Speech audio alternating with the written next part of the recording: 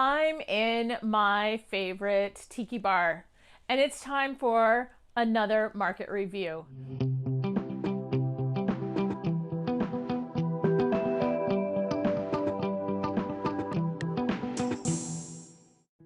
The first home we're going to look at is 1511 Jamestown in Cupertino. This one was in Cupertino. It was a mid-century modern home with some still mid-century details, but it was in general in need of some cosmetic updates. This home was listed at $2,499,000, so $2,500,000. It sold for $3,400,000. It sold in 9 days. It sold for $901,000 over asking price, and that represents 136% of asking price. That's quite a result no matter which way you slice the metric. The next home we looked at was a more modest home in Campbell. It was 894 Virginia Avenue. This home was listed at $1,888,000 and it sold for $2,150,000. This represents a 113% of asking price sale, and it sold for $262,000 over asking. The next home we looked at was 118 Lika Ct. This, you will remember, was a gorgeous entertainer's paradise. It was on a lot of different levels, and it was in Los Gatos, and it had views for days, which were a little bit of a surprise. The listing price was $3,798,000. It ended up selling for $4,300,000. It also sold for 113% of asking price. This one sold for $502,000 over asking. The next one we're gonna look at was the downtown urban condo, and this one was at 38 North Almaden Boulevard. This was a one-bedroom condo right in the heart of downtown. It was listed at $715,000. and it ended up selling for $700,000. So that represents 97% of asking. So people always ask me, is this gonna go for, how much over is this gonna go for? That one did not go for asking price. That one went for under. It was a one-bedroom condo, so it was a little bit of a different property, if you will. Next we have 12770 Lika Ct. You'll remember this was a beautiful property in Saratoga, and this had a pool and just gorgeous single level home. This was listed at $3,500,000. Part of that asking price is because it was in Saratoga and did feed to Saratoga high schools.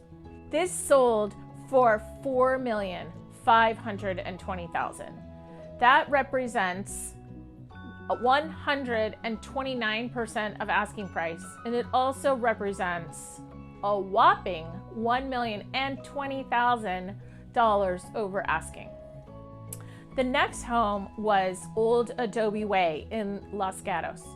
You'll remember that one was full of mid-century details, including the wagon wheel in the family room, the wagon wheel light fixture.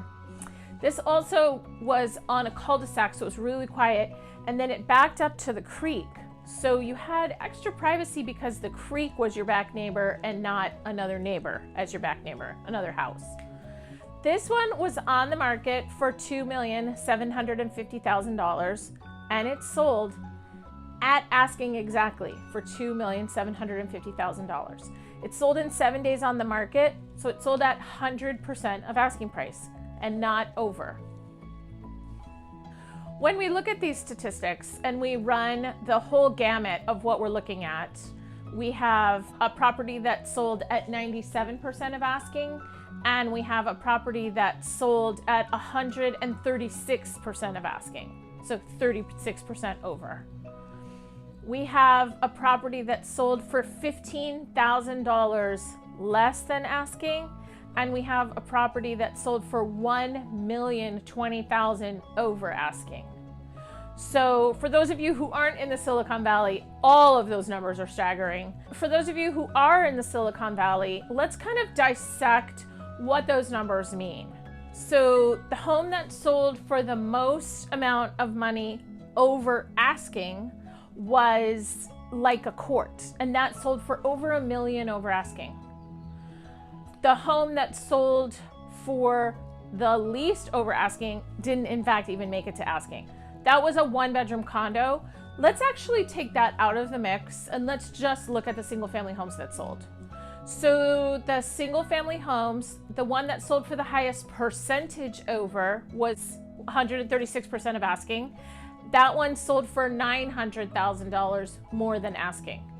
And that one was in fact a little bit of, I'm not gonna call it a fixer-upper, but it could have used a little bit of attention. And the sellers knew that.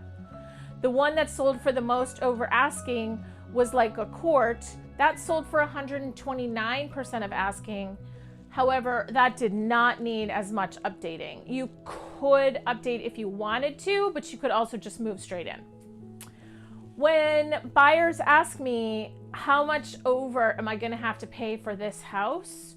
I usually respond, you show me the house and I will run the numbers. Because each house is not going to sell for 129% of the house that closed last week. And when we're closing houses in 7 and 9 days on the market, that's unsustainable growth. So let's have a conversation and let's look at the growth patterns and the market trends as they stand on the very day that you call me. My number is 415-652-4282.